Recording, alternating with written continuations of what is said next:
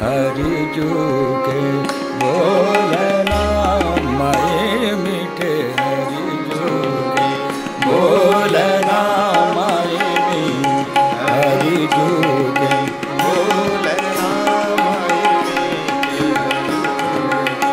बोलना माए हरि जू के बोलना माए मीठे हरि जू के सारे जागा मा मा मा मा रे जागा मा मा मा गा रे रे दा मा मा दा मा मा मा गा मा मा गा रे सारे जागा मा सा रे जागा मा मा सारे जागा मा बा जो बोलना मारे मीठे हरि बोलना माए मीठे हरि जू की बोलना मीठी बोलना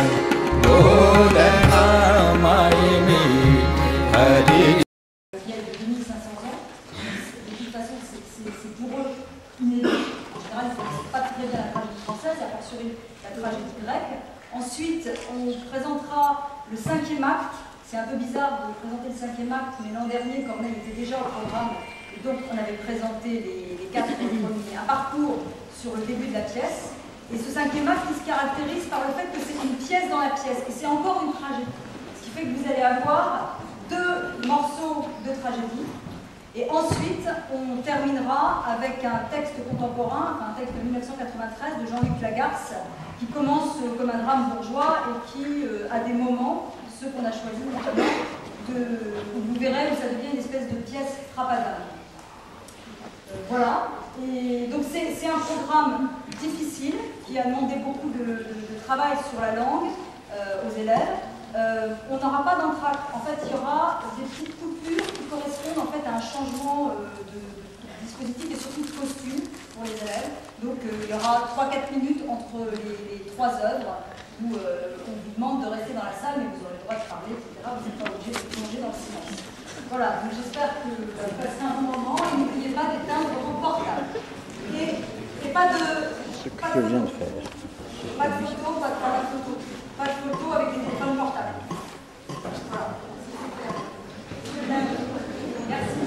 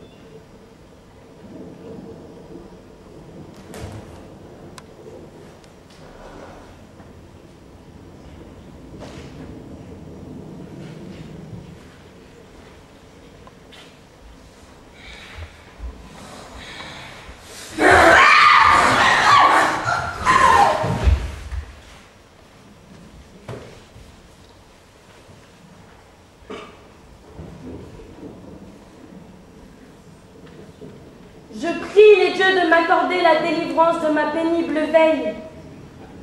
Tout au long de l'année, je couche sur le toit des Atrides et dressé sur mes coudes, comme un chien, je guette.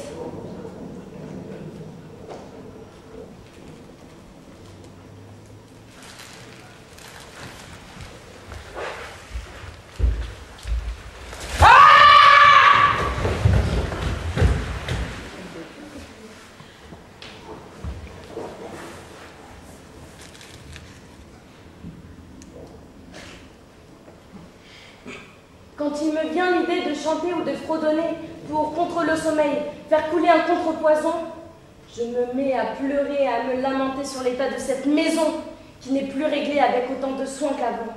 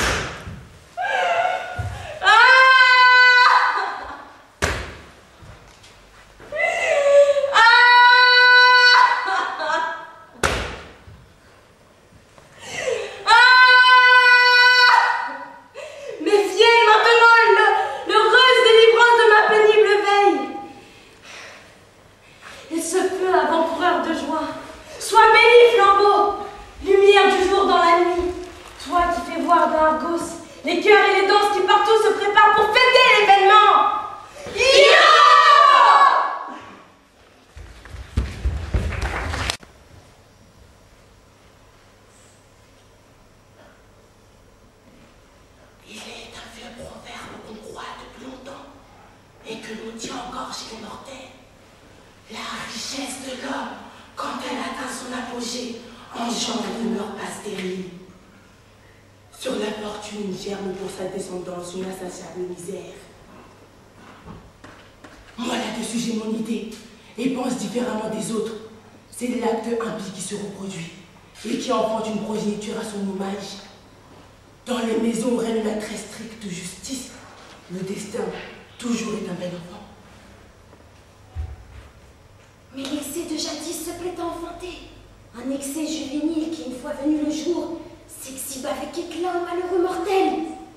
La colère, démon irrésistible, invincible, sacrilège, impudence de l'égareuse noire, entre dans les maisons et elle ressemble à ses parents. La justice brille dans les maisons noircies par la fumée. Elle honore la vie convenable aux dieux, mais elle délaisse des objets poudrés d'or souillés par des mains sales. Elle détourne les yeux, attentive seulement au bien fondé de nos actions. Elle ne respecte pas la force de l'argent gâché d'être ainsi adulé et mène tout à son terme.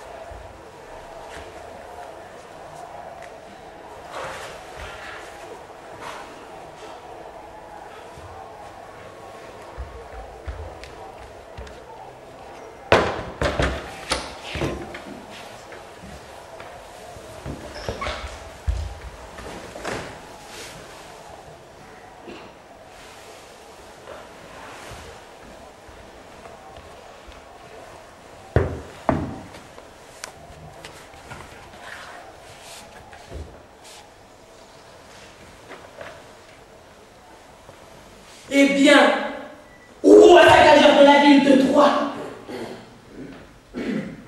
descendance d'Atrée, comment te nommer? Comment t'honorer sans dépasser les bornes de la reconnaissance méritée ni restant en deçà? Je te dirai sans me cacher qu'à mes yeux tu faisais piètre figure, et que tu tenais mal le gouvernail de ton esprit, en te chargeant de la fougueuse audace de tous ces hommes qui aujourd'hui sont morts. Mais maintenant, ce n'est ni sans amour ni avec légèreté que je dis. La peine finit par faire du bien à ceux qui ont su bien finir. Avec le temps, et en t'informant bien, tu seras qui parmi les citoyens bien garder la ville. Et qui l'a fait, mais mal. Il est juste que d'abord je m'adresse à Argos et aux dieux du pays. Ils ont contribué à mon retour et décidé du châtiment que moi j'ai infligé à la ville de Priam. Les dieux ont écouté les plaidoiries sans mots. Et c'est dans l'urne sanglante qu'unanime, ils ont laissé tomber leur vote pour l'anéantissement d'Ilion et de ses habitants. Tandis que sur l'urne opposée qu'aucune main ne remplissait, seul l'espoir se penchait. C'est la fumée qui aujourd'hui exalte et marque où fut la ville détruite. Quant à ce que tu penses, j'ai entendu, j'ai compris et je le pense aussi. Avec toi, je déclare, il est naturel à peu d'hommes de savoir sans envie féliciter l'ami qui réussit. Car siégeant près du cœur, le venin malveillant redouble les souffrances du malade, qui déjà lourd de ses propres malheurs, gémit de voir dehors le bonheur d'un autre. Je sais de quoi je parle, car je sais voir dans le miroir de l'amitié ceux qui, images du nombre, paraissaient m'être les plus dévoués.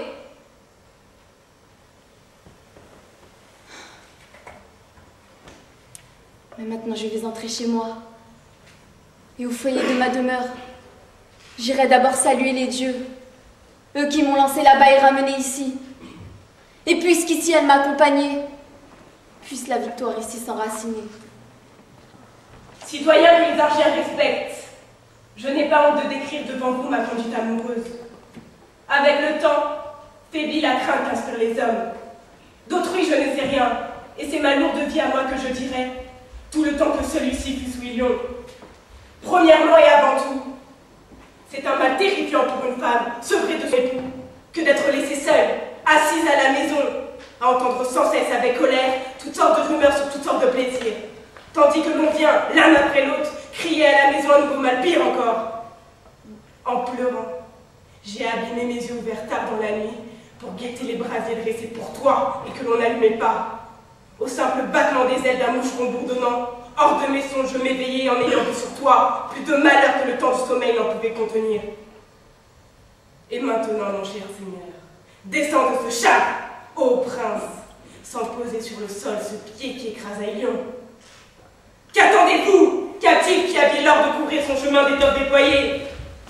Vite, que sa route s'empourpre vers la demeure inespérée, afin que la justice puisse l'y mener. Le reste, comme les dieux le vouent. Descendante de Léda, gardienne de ma demeure, ton discours imite mon absence. Il a duré longtemps. Mais pour que juste soit la louange, cet honneur doit nous venir des autres. Par tes tendres façons, ne m'effémine pas. Ne me traite pas comme on traite un barbare en me lançant des cris de prosternation. Ne trace pas pour moi un chemin qui attire l'envie. Un mortel ne peut marcher, selon moi, sur ces splendeurs brodées sans crainte. Je dis, célébrez-moi un homme, et non un dieu.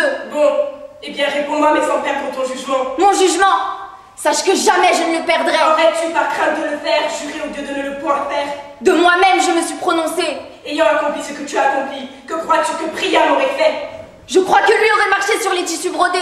Ne te laisse donc pas inquiéter par les reproches humains. Et pourtant, elle est puissante, la clameur vociférante du peuple. Mais qui n'est pas envié n'est pas digne d'envie. Une femme n'a pas à chercher la bataille. Mais au vainqueur, il convient aussi d'être vaincu. Vaincre dans une joute a donc de la valeur pour toi. Et cependant, rends-toi de ton plein gré.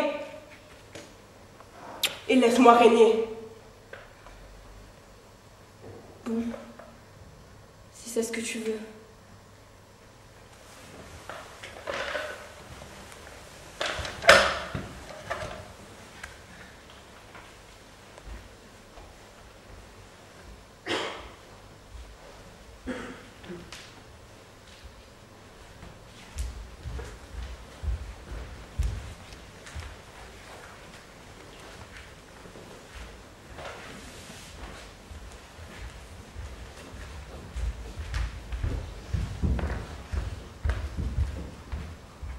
Pourquoi donc cette peur dressée obstinément devant mon cœur prophète se répand-elle en moi, sans y être obligée, sans y être invitée?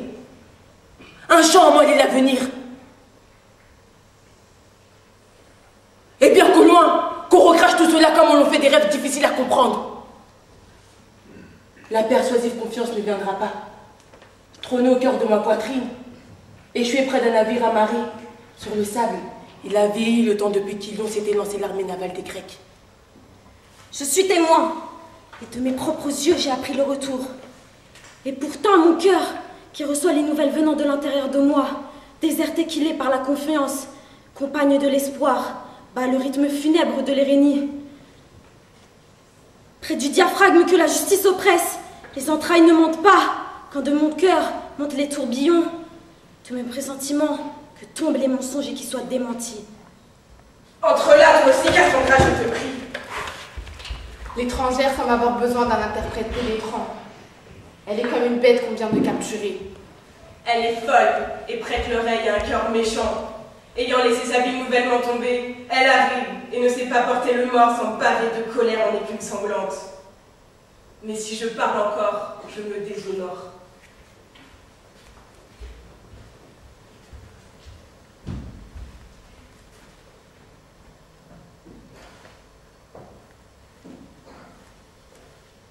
Moi, j'ai pitié d'elle et n'ai pas de colère. Va, pauvre femme, abandonne ce char et inaugure le jour de la contrainte d'aujourd'hui.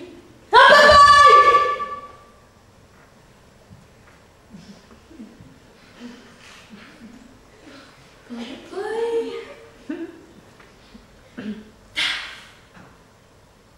Apollon, Pourquoi crier au popoy en appelant le big dieu des oracles? Il ne fréquente pas les pleureuses. Oh, popoy. Popoy. Apollon. Apollon. De nouveau et de mauvaise façon, on appelle au Dieu à qui ne conviennent pas les lamentations. Apollon. Apollon. Je brigand des chemins. Mon destructeur qui sans peine me détruit une seconde fois. C'est sur son propre mal qu'elle va prophétiser. Le don divin demeure dans un cœur totalement esclave. Apollon. Apollon. Je brigand des chemins. Mon destructeur. Sur quel chemin m'as-tu emmené? Et vers quelle sorte de demeure? Vers celle des Atrides. Si tu ne le vois pas, je te le dis. Ainsi tu ne mentiras pas quand tu en parleras.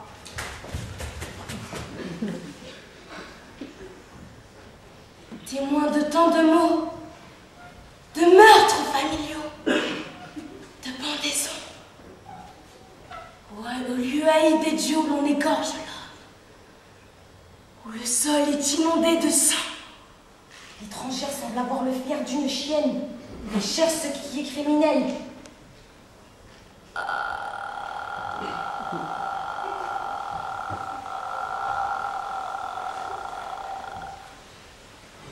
Par ces témoins, je me laisse convaincre. Ces nouveau-nés qui pleurent pendant qu'on les égorge. Et ces chairs rôties, dévorées par un père.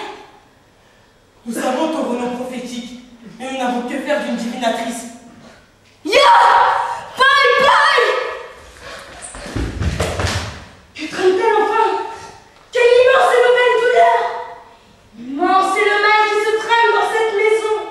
Insupportable cette recherche, irrémédiable, et le secours est loin. Ces prédictions, je ne les entends pas. Les autres, je les ai reconnues. Toute la ville en résonne. Misérable! C'est donc cela que tu fais? L'époux qui partage ton lit, après l'avoir lavé, tout brillant, dans le bain. Comment dirais-je la fin? Car ceci sera vite. Il se penche. Coup après coup. Je ne comprends toujours pas, car je suis sans moyen devant la tâche aveugle que les énigmes impriment sur ces oracles.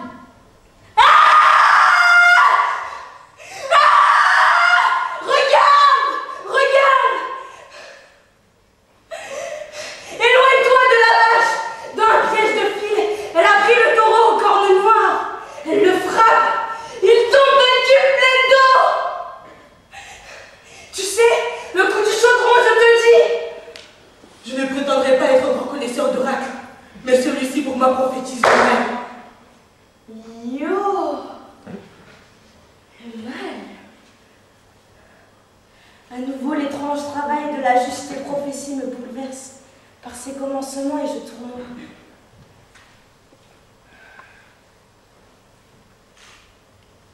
Voyez, siégeant devant la maison, ces jeunes créatures semblables à des apparitions oniriques, comme des enfants tués par leurs parents, tenant dans leurs mains leur propre chair. Nourriture familiale.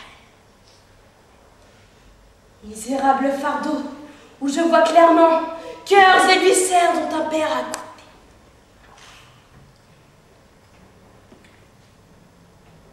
C'est pour cela que je vous dis qu'il se prépare contre mon maître qui revient un châtiment. Vautré dans son lit, un faux lion garde la maison. Malheur sur moi!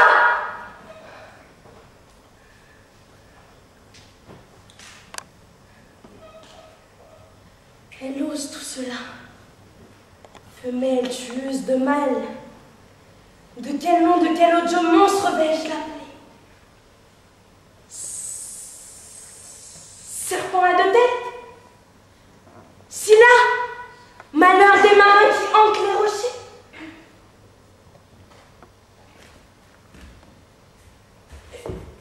Une mer en furie,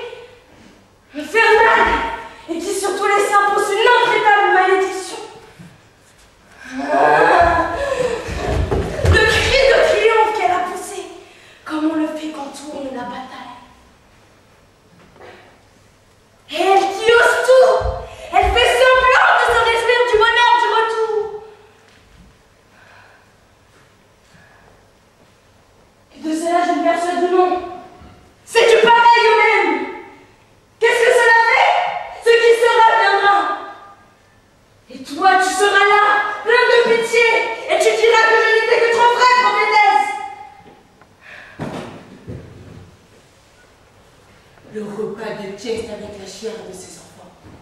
Je l'ai déchiffré. J'ai tremblé. Et la peur me saisit à entendre la vérité non de vagues conjectures. Mais en écoutant le reste, je me suis perdue. Et j'ai perdu la piste. Je dis que tu verras la mort d'Agamemnon. Je dis que tu verras la mort d'Agamemnon. Agamemnon! Fais taire ta bouche malheureuse, qu'elle ne prononce plus de mauvais augure. Paï, paï, paï. Quel feu! Il avance vers moi. Toy, toy, toy. Apollon, le loup. Aïe! Moi, elle, la lionne dégénérée qui couche avec un loup en l'absence du noble lion. Elle me tue. Moi, la malheureuse, comme si elle mélangeait un filtre, elle ajoute ma rançon à son ressentiment. En aiguisant le coutelas pour son époux, elle a fait vœu de compenser par mon assassinat mon arrivée ici. Au lieu de l'hôtel du palais paternel, il me reste un billot où elle va me frapper. Mais cette mort envoyée par les dieux, il faudra la payer. Car il viendra, l'autre vengeur, l'héritier, l'enfant d'une mère, le matricide, le vengeur du père. Exilé, errant, banni de cette terre, il reviendra mettre un comble au malheur de sa race. La chute de son père qui gît à la renverse le guidera ici. Que se passe-t-il? Quelle terreur te ramène? Pourquoi tu criais ce ah si ce n'est quelque horreur dans ton âme? La maison souffle une terreur dégoulinante de sang. Mais comment? C'est l'odeur des baies près du foyer. On dirait la vapeur chaude qui remonte d'un tombeau. Tu parles comme si on ne sentait pas le parfum de l'encens. Eh bien, j'irai dans ce palais, me lamenter sur moi et sur Agamemnon. Assez de vie! Ion étranger!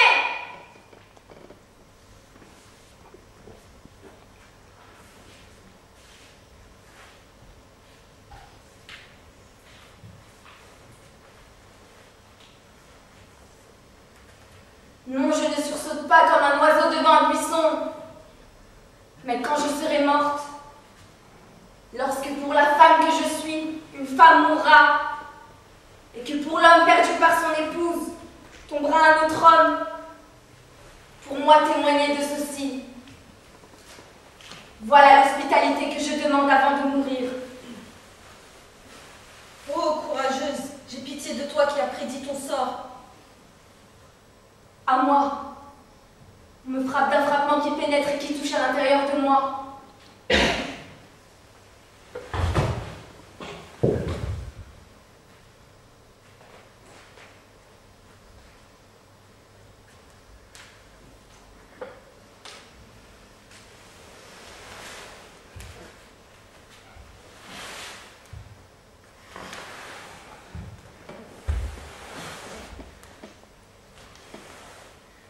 Je ne rougirai pas de dire maintenant le contraire de ce qu'auparavant j'ai dit, parce qu'il fallait le dire pour faire ce que je voulais faire.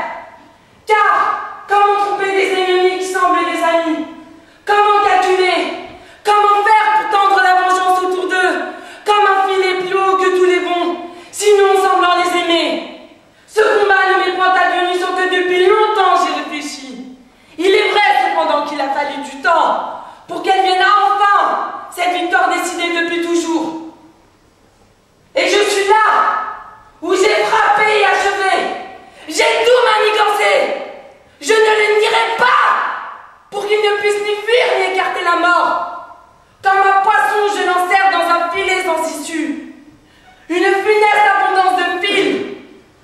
Je le frappe 2 fois, et gémissant 2 fois. Il laisse ployer ses jambes et tombe à terre. En dédicace de gratitude pour Hadès, sauveur des morts qui agit sous la terre, je porte un 3e coup.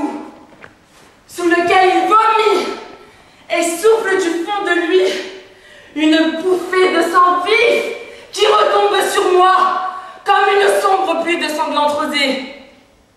Et moi, je me réjouis autant que resplendit la plante fécondée, quand souffle le vent chaud envoyé par Zeus à la saison de l'éclosion des fleurs.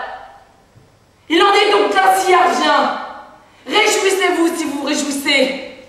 Et si parmi les rites, il existait une sorte de libation à répandre sur un cadavre, il serait juste de le faire, plus que juste, tant il a dans sa propre maison, remplie de malheurs et de malédictions, la coupe qu'à son retour il a dû boire lui-même, d'entrée jusqu'au bout. Je m'étonne de ta langue, de ta bouche effrontée, de ton discours outrecuidant contre cet homme.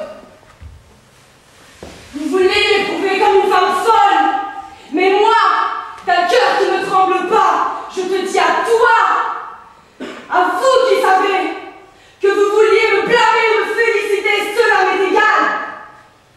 Lui, c'est Agamemnon, mon mari, et le cadavre est l'œuvre de ma main droite.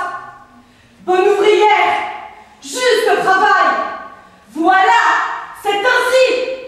Fin. Quelle herbe vénéneuse nourrit pas la terre? Quel boisson tiré des flots salés as-tu absorbé? Toi qui as pris sur toi tes sacrifices et les malédictions du peuple, tu as exclu et exécré. Tu seras sans lui l'exécré des citoyens. Aujourd'hui, tu me condamnes à l'exil, alors que contre cet homme, tu ne dis rien, tandis qu'il semble plus se soucier que s'il s'agissait d'une des innombrables brebis de ses moutons d'un troupeau. Il a sacrifié sa propre fille, la mienne, le fruit de ma douleur, pour enchanter les vents de Thrace. N'est-ce pas lui que tu devrais bannir loin de ces terres pour qu'il explie ses souillures? Tes pensées sont orgueilleuses et tes cris pleins d'excès, tout comme ton esprit qui délire et veut encore du meurtre. Ça se voit, cela éclate dans tes yeux pleins de ton sang caillé. Déshonoré, sans amis, tu paieras coup pour coup. Écoute aussi la loi qui découle de mes alliances, par la justice qui est faite à mon enfant, par la ruine et par les rignes.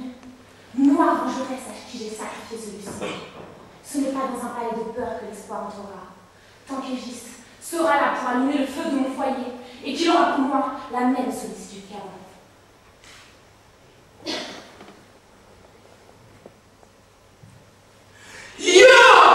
Roi, comment vais-je te pleurer? Que peut dire le cœur qui t'aime? Tu es couché sur cette rame d'araignée, expirant ta vie dans une mort impie.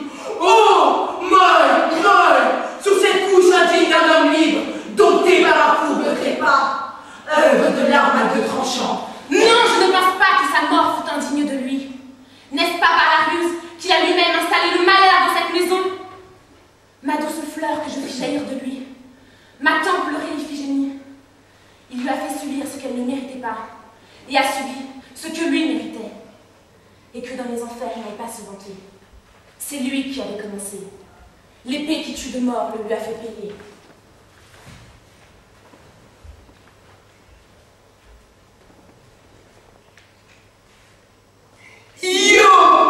Terre, qui l'enterrera?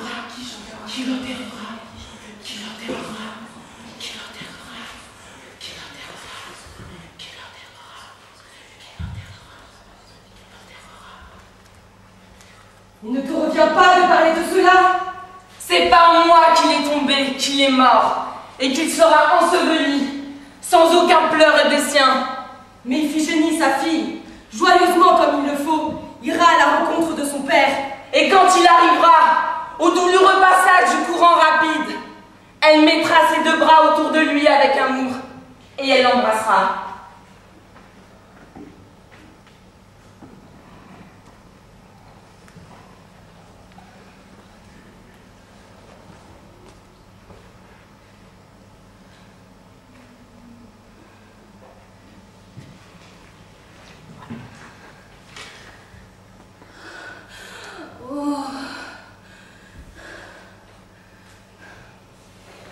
Éclat bienfaisant d'un jour de justice, je peux désormais dire que les dieux, quand il s'agit de venger les mortels, surveillent de là-haut les malheurs de la terre, puisque pour mon bonheur, je le vois, en habit tissé par les Érénies, cet homme couché là qui paye les manigances perfides de son père, car Atrée, son père, chef de cette terre, et frère de Thyeste, mon père à moi pour être clair, lorsqu'il se vit disputer le pouvoir, chassa mon père de la ville et du palais. Mais Thyeste revint en son foyer, il y trouva une destinée sûre, puisqu'il ne mourut pas sur le champ et n'ensanglanta pas le sol paternel. Mais en cadeau d'hospitalité, le père impie de celui-ci, Atrée, avec bien plus de zèle que d'amour pour mon père, prétend fêter joyeusement le jour et le rite débouché, et lui offre en festin les chairs de ses enfants. C'est beau méconnaissable. L'autre ignorant s'en empare aussitôt, et il dévore cette nourriture dévastatrice, tu le sais, pour tous les Pélopides. Soudain, il comprend l'acte abominable. Il gémit, il vomit et tombe à la renverse en s'écartant de cet égorgement. Il appelle une faim insupportable sur toute sa famille. Et comme de juste, d'un coup de pied et d'une malédiction, il renverse le repas, car s'y périsse toute la race de Plisthène. Voilà pourquoi tu vois cet homme-là à terre, et c'est moi qui ai tramé ce meurtre. Et justement, 13e enfant de mon malheureux père, il nous chassa ensemble, moi encore tout petit dans les langes. J'ai grandi, la justice me ramena, et j'ai atteint cet homme sans même passer la porte, car j'ai noué toute la machination de ce complot funeste. Ainsi, même pour moi la mort se révèle, maintenant que je le vois, cet homme dans les filets de la justice. Il existe! Dans le malheur, tu ne te suivrais pas dans l'arrogance. Tu dis que tu as délibérément assassiné cet homme, que tu as seul prémédité ce meurtre pitoyable. Je dis moi que ta tête ne pourra se soustraire aux malédictions que te lancera le peuple, ni à la mort par les pierres qui te seront lancées.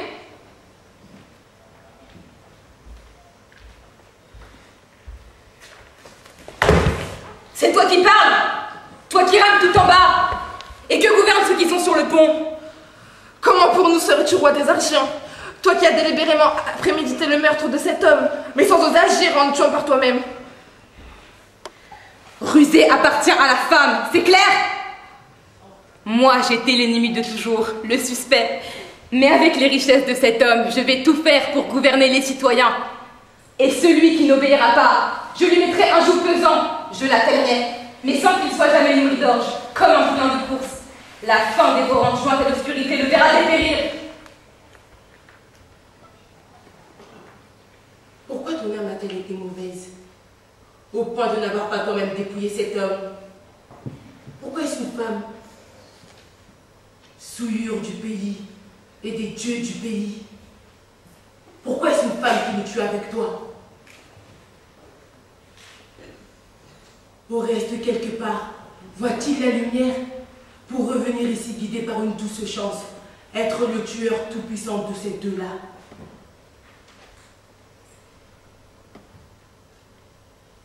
Qu'on prépare des épées sans fourreau! Et moi aussi j'en tiendrai une. Et je vais bien mourir. Tu parles de mourir? J'exauce mon présage! Oh mon bien-aimé, ne faisons point d'autre malheur.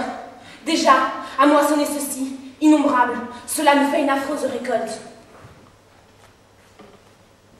Il y a assez de souffrance, assez de sang sur nous. Et vous aussi, respectables Vidards, rentrez dans les maisons où vous veut le destin, avant d'agir et donc de subir rien de fâcheux. Ce que nous avons fait, il nous fallait le faire. Et si de tout ceci devait venir encore de la souffrance, nous qui sommes déjà si durement blessés par le démon de lourde serre, cela suffit! Voici ce que dit une femme, si l'on veut bien l'entendre. Toi, je ferai dès les prochains jours. Voici la destinée qui te reste jusqu'ici. Moi, je sais qu'en exil, on se nourrit d'espoir. Agis donc, engraisse-toi et bafoue la justice tant que tu le peux encore. Sache que tu paieras le prix de ta folie. Va, gonfle-toi comme un coq auprès de sa femelle. N'accorde pas de prix à ces vains aboiements. Moi et toi, maître de ce palais, Nous régnerons tous deux pour le bonheur.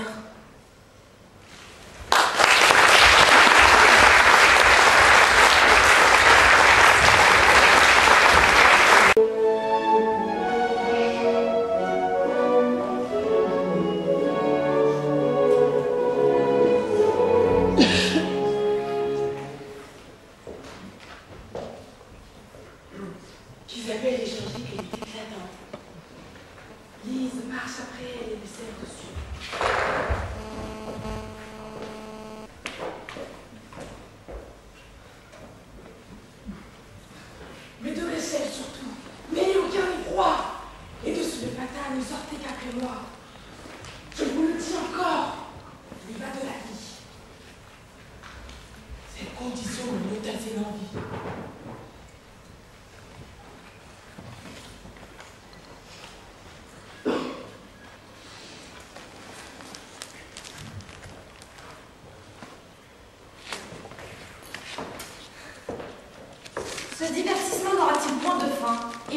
passer la nuit dans ce jardin.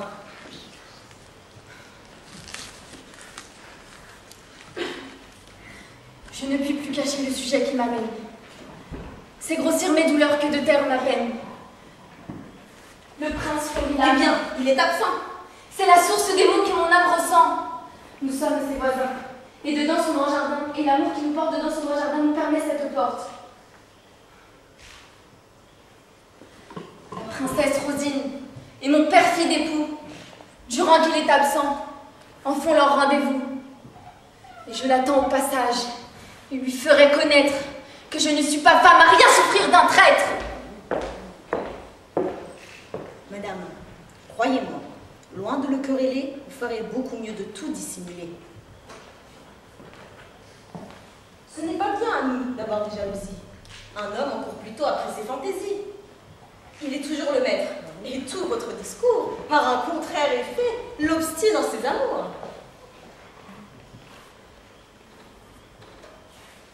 Je dissimulerai son adultère aux flammes. Une autre aura son cœur et moi le nom de femme. Sans crime d'un humain peut-il rompre la loi? Et ne rougit-il point d'avoir si peu de foi? Cela fut bon jadis, mais autant nous sommes, ni les mêmes, ni la foi n'oblige plus les hommes. Madame, leur honneur a des règles à part. Où le vôtre se perd, le leur est sans hasard. La chasteté n'est plus la vertu d'un mari. La princesse du vôtre a fait son favori. Sa réputation croîtra par ses caresses. L'honneur d'un galant homme est d'avoir des maîtresses. Ôte-moi cet honneur et cette vanité de se mettre en crédit par l'infidélité. Madame, il vient d'entrer. La porte a fait du bruit. Retirons-nous, qu'il passe. Il vous voyez dessus. Vous fuyez, ma princesse, et cherchez des remises. Sont-ce là les faveurs que vous m'aviez promises? Où sont tant de baisers dont votre affection devait être prodigue à ma réception? Voici l'heure et le lieu. L'occasion est belle. Je suis seule. Vous n'avez que cette damoiselle dont la dextérité ménagea nos amours. Le temps est précieux et vous fuyez toujours. Vous voulez, je m'assure, avec ces artifices, que les difficultés augmentent nos délices. À la fin, je vous tiens. Quoi? Vous me repoussez? Que craignez-vous encore? Mauvaise, c'est assez. Florilène est absent. Allez s'endormir. En êtes-vous bien sûr? Ah! Fortune ennemie. Je veille, déloyale. Ne crois plus m'aveugler. Au milieu de la nuit, je ne vois que trop clair. Je vois tous mes soupçons passer en certitude et ne puis plus douter de tes ingratitudes. Où sont tant de serments de n'aimer rien que moi? Qu'as-tu fait de ton cœur? Qu'as-tu fait de ta foi? Lorsque je la reçus, ingrat qu'il te souvienne, de combien différaient ta fortune et la mienne? De combien de rivaux je dédaignais les vœux? Ce qu'un simple soldat pouvait être auprès d'eux.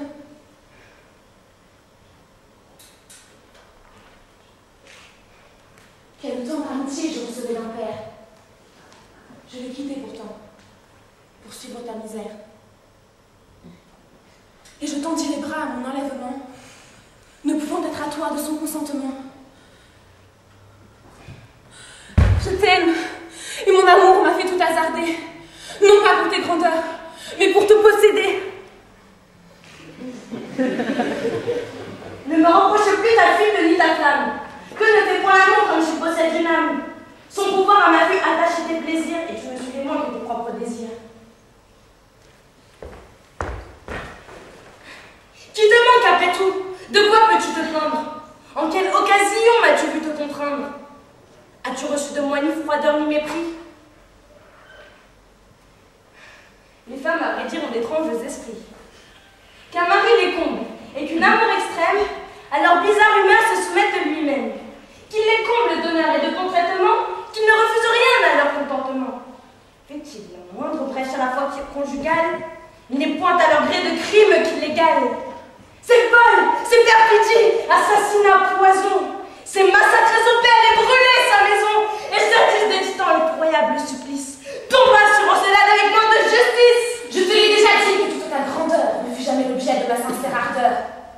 Je ne suivais que toi quand je quittais mon père. Mais puisque ces grandeurs t'ont fait l'âme légère, laisse mon intérêt, songe à qui tu les dois. Florilane, lui seul t'a mis tu le vois. À peine il te connut, il te tira de peine. De soldat vagabond, il te fit capitaine. Et par ses soins redoublés, n'es-tu pas aujourd'hui un peu moindre de rang, mais plus puissant que lui? Il lui gagne par là l'esprit le plus farouche. Et pour remerciement, tu vas souiller sa couche. Il t'a comblé de bien, tu lui voles son âme. Il t'a fait grand seigneur, tu le rends infâme. Ingrat. C'est donc ainsi que tu rends les bienfaits. Ta reconnaissance a produit ses effets.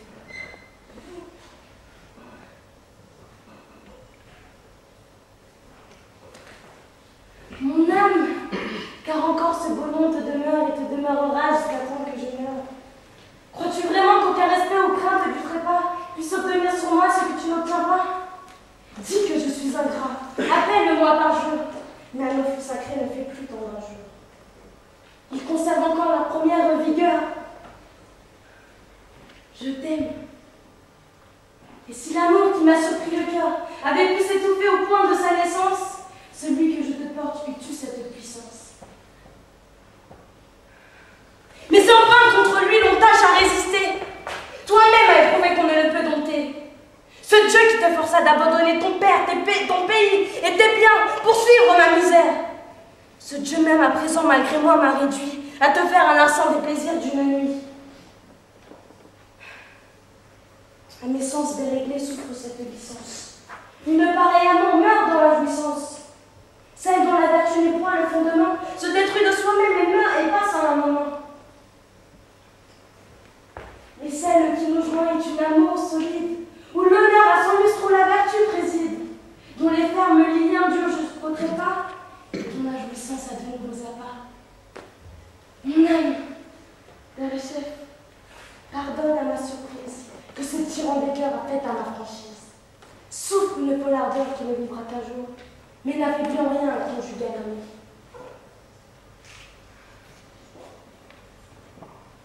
Hélas, que j'ai de bien m'abuser moi-même. Je vois qu'on me trahit et je crois que l'on m'aime. Je me laisse charmer à ce discours flatteur et j'excuse un forfait dont j'adore l'auteur. Pardonne, cher époux, au peu de retenue ou d'un premier transport à la chaleur venue. C'est dans ces accidents manqués d'affection que de les voir sans trouble et sans émotion. Puisque mon temps se fane et ma beauté se passe, il est bien juste aussi que ton amour se lasse. Et même, je croirais que ce feu passager, en l'amour conjugal, ne pourra rien changer. Songe toutefois à qui ce feu s'adresse. En quel terrible péril te jette une telle maîtresse. Tôt ou tard, Florilane apprendra tes pratiques, ou de sa défiance, ou de ses domestiques. Et lors, à ce penser, je frissonne d'horreur. À quelle extrémité n'ira point sa fureur? Puisqu'à ces passe-temps ton humeur te convie, cours après tes plaisirs, mais assure ta vie.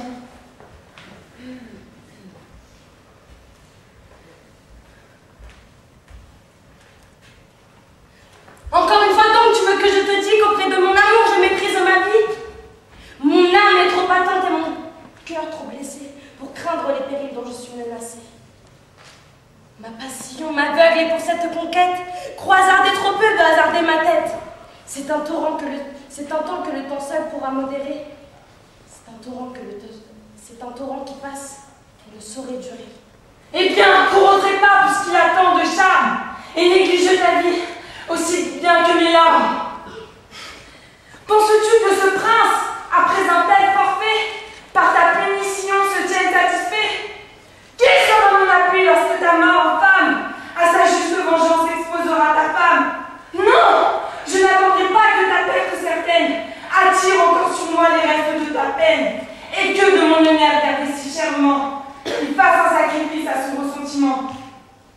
J'ai vécu pour t'aimer, mais non pour la famille de servir au mari de ton illustre ami. Je préviendrai la honte où ton malheur me livre, et saurais bien mourir si tu ne veux pas vivre. Je vais du moins en mourant devant toi. Diminuer ton crime et dégager ta foi. Ne meurs pas, chère épouse, et dans un second change, vois l'effet merveilleux où ta vertu me ronge. M'aimer malgré mon crime, et vouloir par ta mort éviter le hasard de quelque indigné effort. Je ne sais qui je dois admirer davantage, ou de ce grand amour, ou de ce grand courage. Tous les deux m'ont vaincu. Je reviens sous tes lois, et la brutale ardeur va rendre les abois.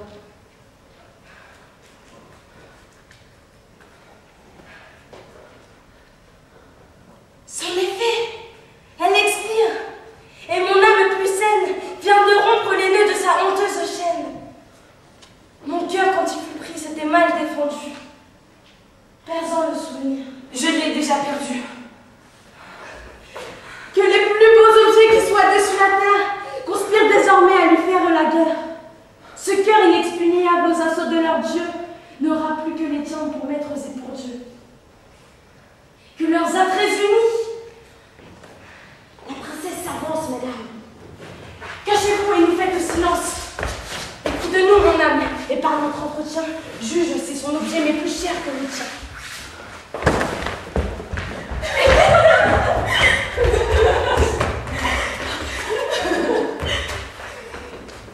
Débarrassée enfin d'une importune suite, je remets à l'amour le soin de ma conduite. Et pour trouver l'auteur de ma félicité, je prends un guide aveugle dans cette obscurité.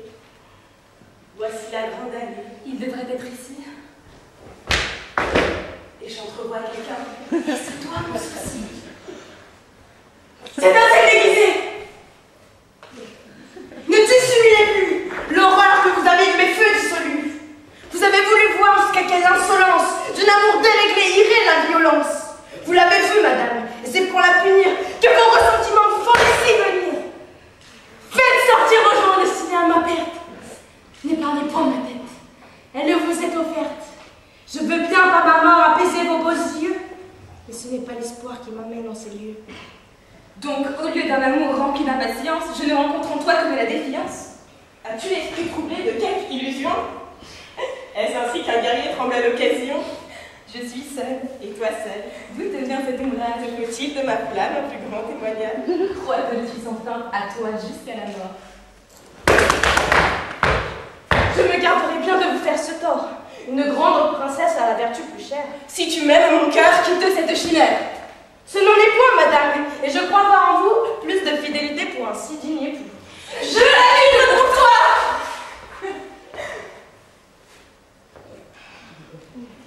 Mais Dieu, que je m'abuse de ne pas voir encore qu'un ingrat me refuse. Son cœur n'est plus que glace, et mon aveugle ardeur impute à défiance un excès de froideur. Va, traître, va, parjure, après m'avoir séduite, ce sont là des discours d'une mauvaise suite. Alors que je me rends, de quoi me parles-tu? Et qui t'amène ici me prêcher la vertu? Mon respect, mon devoir et ma reconnaissance de sous mes passillons ont eu cette puissance. Je vous aime, et mon amour fidèle, depuis qu'on a vu naître accru de jour en jour. Mais que ne dois-je point au prince Florilane? C'est lui dont le respect triomphe de ma flamme, après que sa faveur m'a fait ce que je suis. Tu t'en veux souvenir pour me combler d'ennui. Quoi, son respect veut plus que l'ardeur qui te brûle? L'incomparable ami, mais la mort ridicule d'adorer une femme et son corps si chéri, et craindre au rendez-vous de penser à un mari.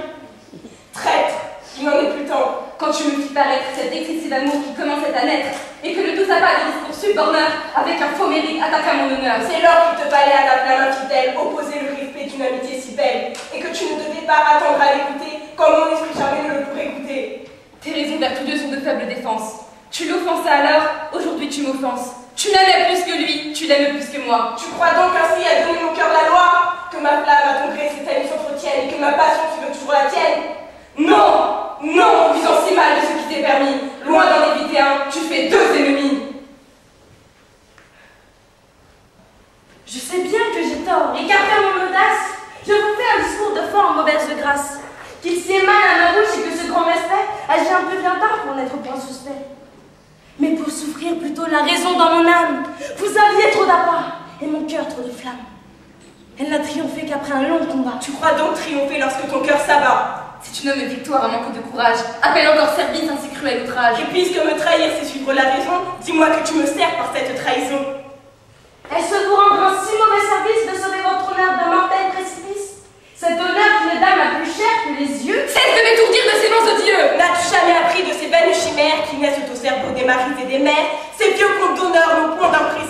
qui puisse arrêter les fortes passions. Perfide, est-ce de moi que tu le dois apprendre?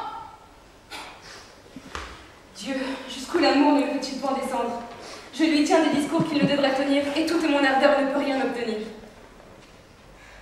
Par l'effort que je fais à mon amour extrême, madame, il faut apprendre à vous vaincre vous-même, à faire violence à vos plus chers désirs, et préférer l'honneur à d'injustes plaisirs, tout au moindre soupçon, au moindre vent contraire.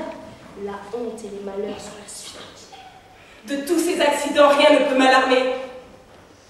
Je consens de périr à force de t'aimer. Bien que notre commerce aux yeux de tous se cache, Qui vienne en évidence et qu'un mari le sache. que je demeure en peu d'assez ressentiments, Que ça fera me livre à de nouveaux tourments. j'en souffrirais plutôt l'infamie éternelle que de me repentir d'une flamme si belle. Tenant! Ils sont enfants! Mon Dieu! Qu'ai-je entendu? Hélas, il est perdu. Madame, je suis mort, et votre amour fatal, par un indigne coup, aux enfers me dévale. Je meurs.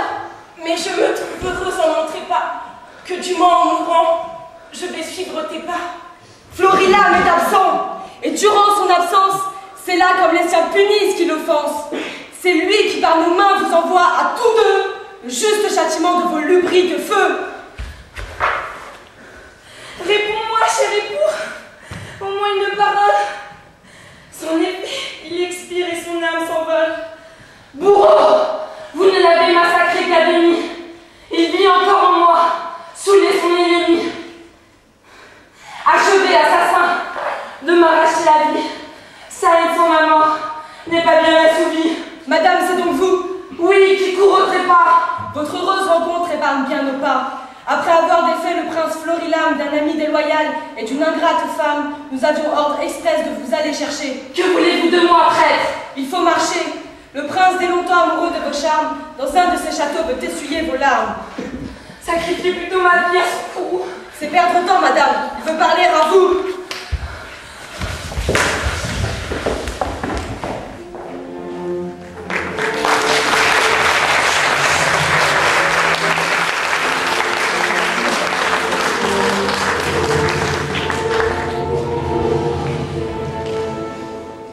Ainsi de notre espoir, la fortune se joue. Tous ses lèvres s'abaissent au branle de sa roue, et son ordre inégal qui régit l'univers, au milieu du bonheur, à ses plus grands revers. Cette réflexion malpropre de grand-père en consolerait peut-être une douleur légère. Mais après avoir vu mon fils assassiné, mes plaisirs foudroyés, mon espoir ruiné, j'aurais d'un si grand coup l'âme bien peu blessée si de pareils discours m'entraient dans la pensée. Hélas de la misère, il ne pouvait périr. Et son bonheur fatal, lui seul, l'a fait mourir. N'attendez pas de moi de plaindre davantage. La douleur qui se plaint cherche qu'on la soulage. La mienne court après son déplorable sort. Adieu, je veux mourir puisque mon fils est mort. D'un juste désespoir, l'effort est légitime, et de le détourner, je croirais comme un crime. Oui, suivez ce cher fils sans attendre à demain, mais épargnez du moins ce coup à votre main. Laissez faire aux douleurs qui rongent vos entrailles, et pour les redoubler, voyez ses funérailles.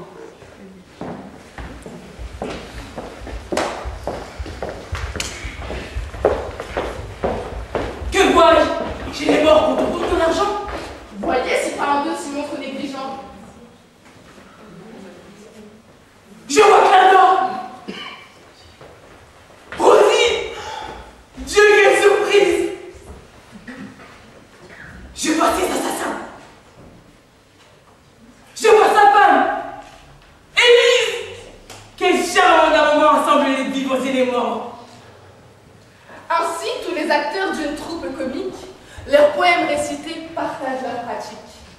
L'un tue, l'autre meurt. L'autre vous fait pitié, mais la scène préside à leur inimitié. Votre fils et son train ont bien su par leur fuite, d'un père et d'un prévôt éviter la poursuite. Mais tombant dans les mains de la nécessité, ils ont pris le théâtre en cette extrémité. Mon fils, comédien! D'un art si difficile, tous les quatre au besoin en ont fait leur asile. Et depuis sa prison, ce que vous avez vu, son adultère amour, son trépas incompris, n'est que la triste fin d'une pièce tragique qu'il expose aujourd'hui sur sur la scène publique. Par où ses compagnons et lui, dans leur métier, ravissent dans Paris un peuple tout entier. J'ai pris sa mort pour vrai, ce n'était que feinte. Mais je trouve partout même sujet de plainte. Est-ce que cette gloire et ce haut rang d'honneur où devait monter les fêtes de son bonheur? Cessez de vous en plaindre. À présent, le théâtre est en un point si haut que chacun l'idolâtre. Et ce que votre temps voyait avec mépris est aujourd'hui l'amour de tous les beaux esprits. L'entretien de Paris, le souhait des provinces, le divertissement le plus doux de nos princes, les délices du peuple et le plaisir des grands. Parmi leurs passe-temps, il tient le premier rang. Défaites-vous enfin de cette erreur commune et ne vous plaignez plus de sa bonne fortune. Je n'ose plus m'en plaindre. On voit trop de combien. Le métier qu'il a pris est meilleur que les miens. Il est vrai que d'abord mon cœur s'est ému. J'ai cru la comédie au quand je l'ai vue. J'en ignorais l'éclat, la part, l'utilité, et la blâmée ainsi ne la connaissant pas. Mais depuis mon discours, mon cœur plein d'allégresse a banni cette erreur avec sa tristesse.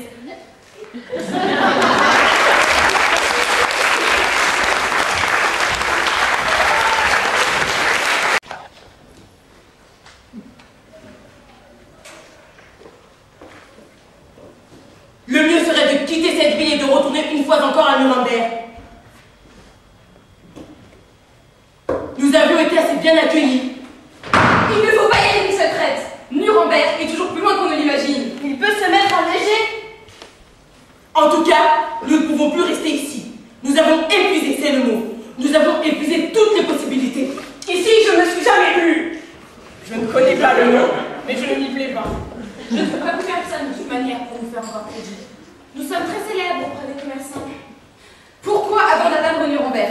Pourquoi ne pas donner sur la route quelques représentations supplémentaires dans des stations intermédiaires, des villes d'eau, des bourgades sur le bas-côté du chemin?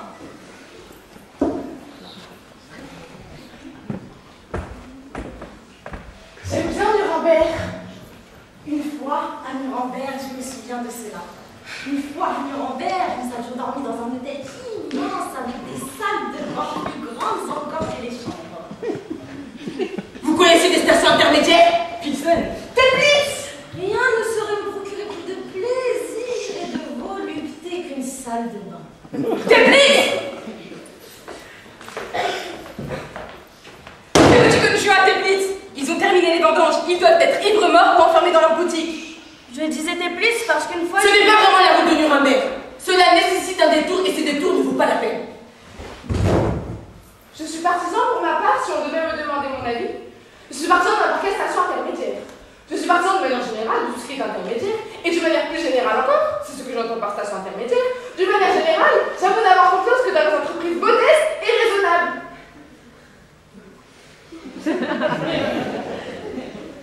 À Nuremberg, le temps d'arriver, nous risquons de nous retrouver dans les premiers troubles si les menaces de guerre se précisent. Nez à nez avec la catastrophe. À Teplitz, ce que je voulais dire. À Teplitz, s'il arrive quelque chose, nous pourrions nous amuser. Un voyage de noces à Teplitz. Ce trou balnéaire et rhumatisant avec la famille entière sur les talons. Ne pouvons-nous vraiment pas aller d'une seule traite jusqu'à Nuremberg? Je ne crois pas, non. Ils ont raison. C'est loin, c'est compliqué. Je n'ai pas les chiffres exacts en tête. Je ne sais pas avec exactitude où nous en sommes. Mais la situation n'est pas bonne. Elle ne l'a jamais été. Elle ne saurait l'être aujourd'hui. Il nous faudra certainement, obligatoirement, donner. Et quand je dis donner, je m'entends. Donner des représentations le long du trajet pour trouver l'argent nécessaire au train et à la nourriture. À Teplitz, ce n'est pas idiot. Nous pourrions nous reposer et répéter un peu. Dans les villes petites et médiocres, à la morte saison, la vie est nettement moins chère. Elle y a moins de valeur. Tirons ça! On pourrait aller au bord de la mer! Allez, quand même pas! C'est déjà fait difficile! On va chercher, il n'y a pas la mer entre ici et Nuremberg. Tirons ça! Cela, c'est un procédé que je n'aime pas, que je n'ai jamais aimé. Calme! Pourquoi ne dis-tu rien? Où veux-tu aller? Teplitz, c'est bien! La guerre peut venir! À Teplitz, nous serons à l'abri! Personne ne viendra nous y chercher! Même la guerre n'ira pas à Teplitz! À la morte saison, même la guerre ne saura pas trouver Teplitz!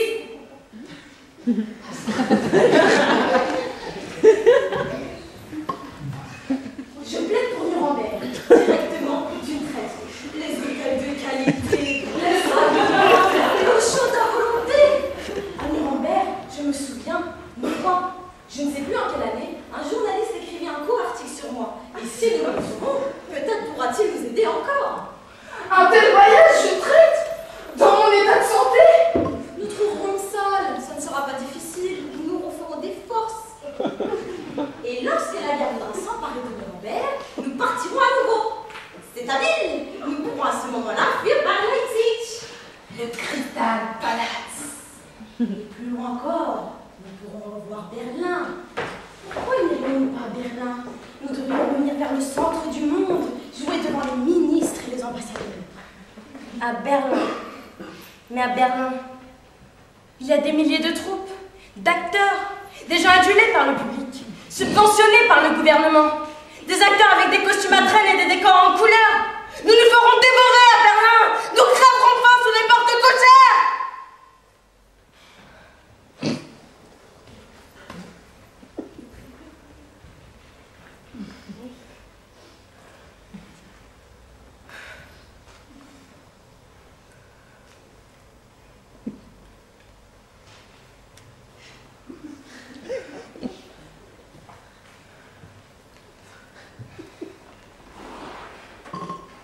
À Berlin, une fois, j'avais 20 ans. À Berlin, nous avons voulu y aller. Nous étions pleins de force et nous avions une croyance absolue en nous-mêmes. Nous venions juste de nous marier. Et encore, nous avions des pièces très efficaces dans notre répertoire. Et à Berlin, je n'oublierai pas ça. Nous sommes restés comme des pauvres, des tristes, des réfugiés. Personne ne nous voyait. Ceux-ci étaient tout petits. La troisième n'était pas née. À Berlin, si je devais y retourner, je préférerais dès maintenant y renoncer. Devenir couturière dans une usine. Je ne sais pas qu'est-ce que je sais faire. Concierge dans un immeuble. Mais je préviens, plus jamais on ne peut compter sur moi. Je ne mourrai pas de faim dans cette grande ville. Je n'aurai pas cette force. Ne vous énervez pas. Nous n'irons pas à Berlin. Je suis d'accord avec vous. J'ai les mêmes souvenirs. À Berlin, tu comptes le double et le triple.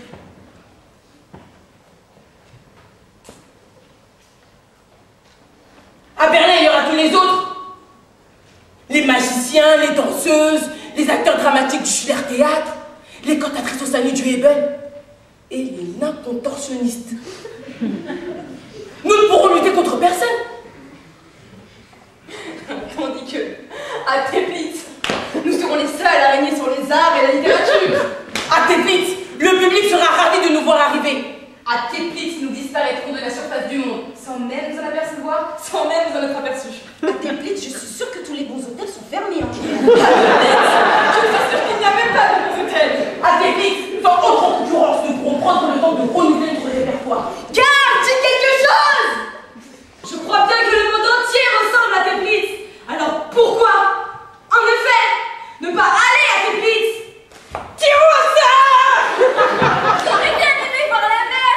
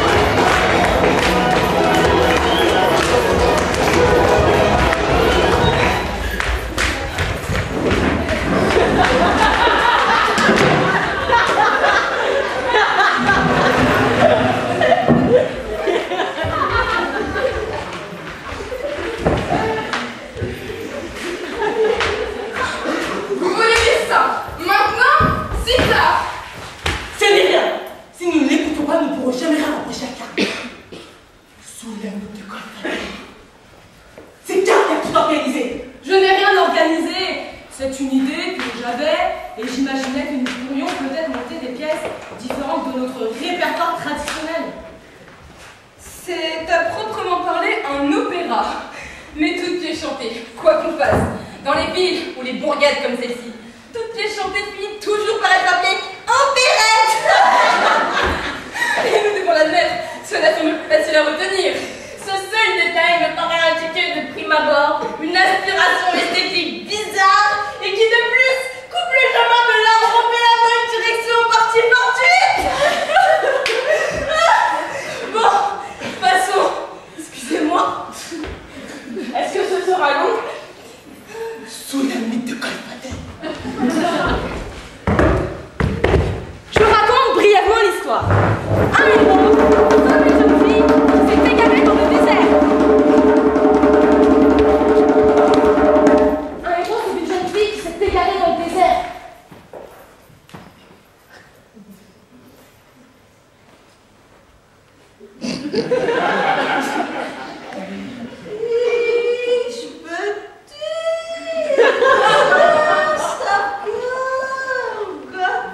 Je t'adresse ma prière au grand Dieu puissant.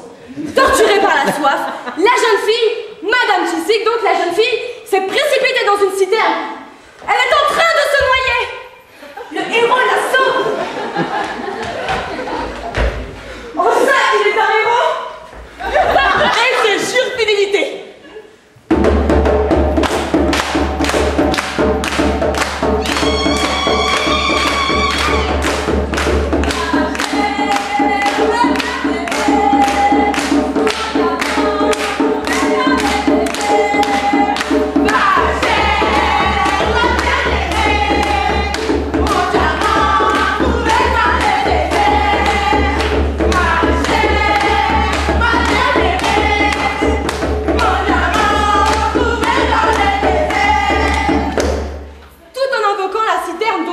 Et un chat du désert qui a les yeux rouges. A priori, à ce moment de la pièce, la référence à ce chat n'est pas très claire. Mais nous verrons plus tard combien cet animal jouera un rôle décisif, terrible, un rôle terrible dans la suite et le bon déroulement du drame. Car c'est un drame. Une sorte de drame. Une sorte de drame dans l'ensemble, mais avec des moments burlesques pour détendre l'atmosphère. Continuons.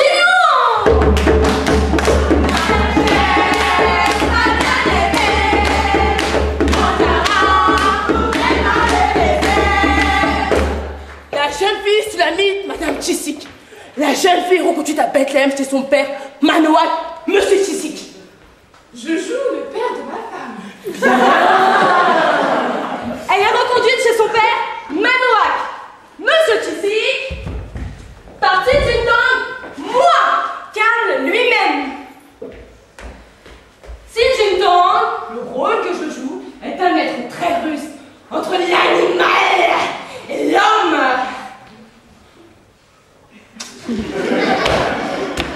Rabban joue Absalom, le héros qui sauva Sulamite de la citerne, Madame Chisik. Et la confie à son serviteur Karl, le sauvage Sing Jing Tang, pour qu'il la ramène à son père, Monsieur Chisik, Manoak. À Bethléem, c'est compliqué. Mais la suite c'est clair. Tandis que le serviteur Signès est conduit à dos de dromadaire avec Sulamite vers son père, Absalom ravant pendant ce temps-là, le héros de la citerne fait un voyage à Jérusalem. Là, il s'éprend d'Abigail, Joséphine, une riche et pure jeune fille. Et il oublie Sulamite, Madame Tchik. Il se marie. On se marie. Sulamite, Madame Chisik. Ma femme. Votre fille. Sulamite, Madame Chisik adore son bien-aimé Rabban. Moi, lui. Chez son père, Monsieur Chisik, à Bethléem. Elle chante son désespoir.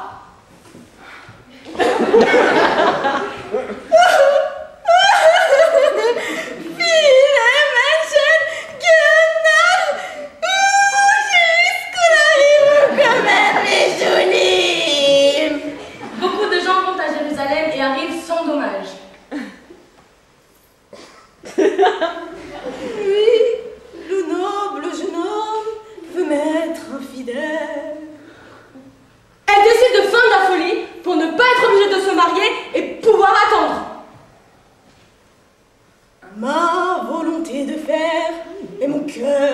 Je le transforme en forteresse.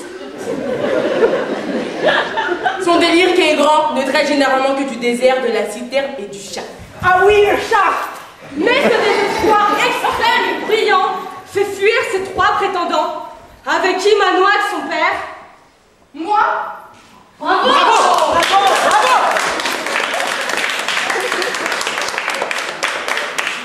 Mais pendant ce temps-là, Absalom a eu des malheurs. Un chat du désert lui a tué sauvagement un de ses enfants, et l'autre est tombé dans une citerne sans qu'il ne puisse rien y faire. Il y voit des signes et en déduit des choses. Il se souvient de sa faute. Il avoue tout à Abigail Joséphine.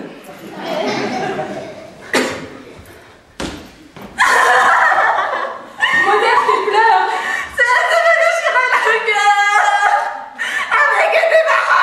C'est malheureusement la vérité que je dis. Faut-il qu'Absalom rejoigne Soulamite? Faut-il qu'il abandonne Abigail? Soulamite, elle aussi mérite la miséricorde. Abigail aura la liberté. Pendant ce temps-là, à Bethléem, on voudra s'en souvenir, Manoac se lamente sur sa fille, dont la santé mentale va désormais en s'aggravant.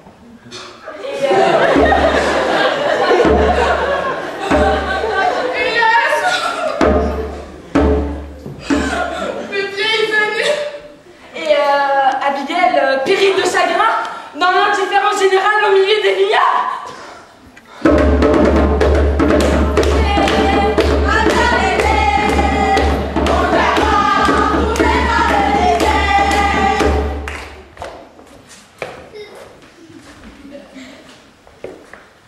Oui, qu'est-ce que je pourrais dire? C'est intéressant. Cela ne manque pas d'intérêt, c'est peut-être un peu confus, mais bon. On se perd un peu. Je ne suivais pas bien du tout. Oui, c'est vrai. On se perd un peu. Mais qui sait avec plus de musique? En tout cas, moi, j'aimerais bien faire le chat du désert. Ce n'est pas un rôle, ma grande, c'est un symbole. À la place du chat du désert, je veux faire une sarriette. Tu es trop petite, il faut un homme. Vous vous y retrouvez, vous? Il y a une seule pièce où il y en a plusieurs. C'est une idée très moderne. J'ai de nombreuses idées de mise en scène. Pendant les moments de désespoir, ils sont fort nombreux. On se donnera des coups de fouet et on se battra un peu. Les hommes crieront de terreur. Les femmes s'égorgeront et s'évanouiront. Ensuite, pour les retrouvailles et l'épilogue heureux, on chantera des chansons.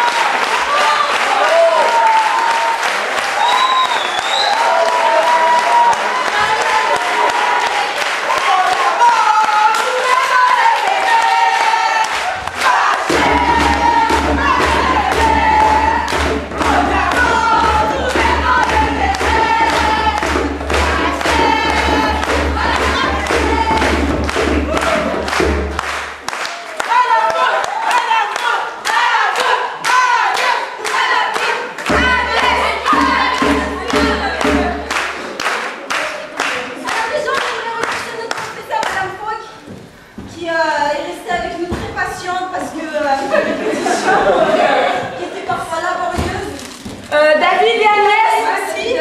Et Agnès, ce sont les comédiens qui... Il est où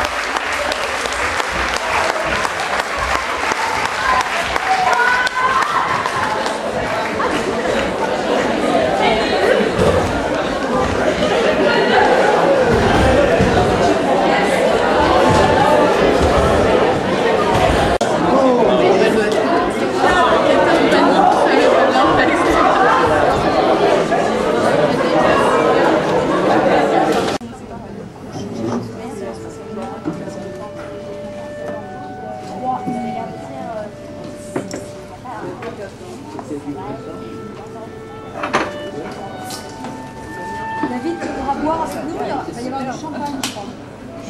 Carrément. Nous, on ne savait pas.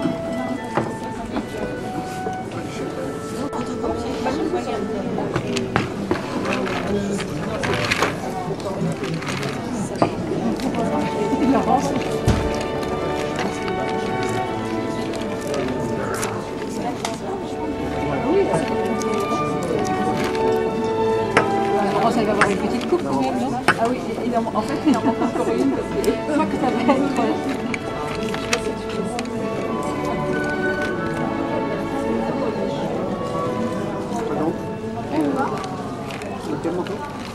Ah, le ventre. Ah bah oui.